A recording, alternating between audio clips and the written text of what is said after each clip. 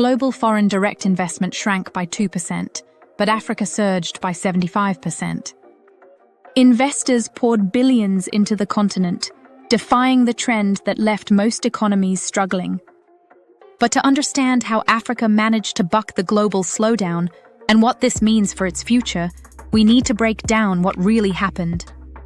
For decades, Africa has been seen as a frontier for investment, full of potential, but often sidelined by risk, instability, and external shocks. In fact, the continent rarely claimed more than 3% of global foreign direct investment flows. Much of it was tied to volatile commodities, oil, gas, and minerals. When prices dipped, so did investor appetite. But beneath the surface, another story was building.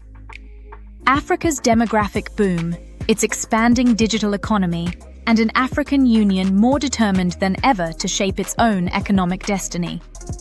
2024 marked the moment everything changed. At the center was Egypt's $35 billion Ras El-Hekma real estate megaproject, one of the largest FDI deals in African history. It instantly reshaped the numbers. Yet even without this single mega deal, Africa still posted a 12% FDI gain. Proof that the continent's rise wasn't just a one-off, but part of a broader trend. This was the moment Africa's share of global FDI doubled, jumping from 3% to 6% in a single year. The numbers revealed how investors were changing their bets. Telecom projects nearly doubled in value, reflecting Africa's rapid digitalization and the hunger for mobile connectivity. Infrastructure and energy transition projects attracted more capital, pointing to a future less dependent on oil and gas. But not everything was rosy. Greenfield project values fell by 5%, even as the number of deals rose, meaning investors were spreading money across smaller, safer plays. An investment in extractive industries? It plunged by almost half, showing that carbon-heavy bets are losing favor fast. Beneath the celebration lies a hard truth. Much of the capital is still concentrated in real estate, energy, and infrastructure. Development-critical areas like health, education, and water remain starved of funding. The continent's challenge isn't just about attracting billions.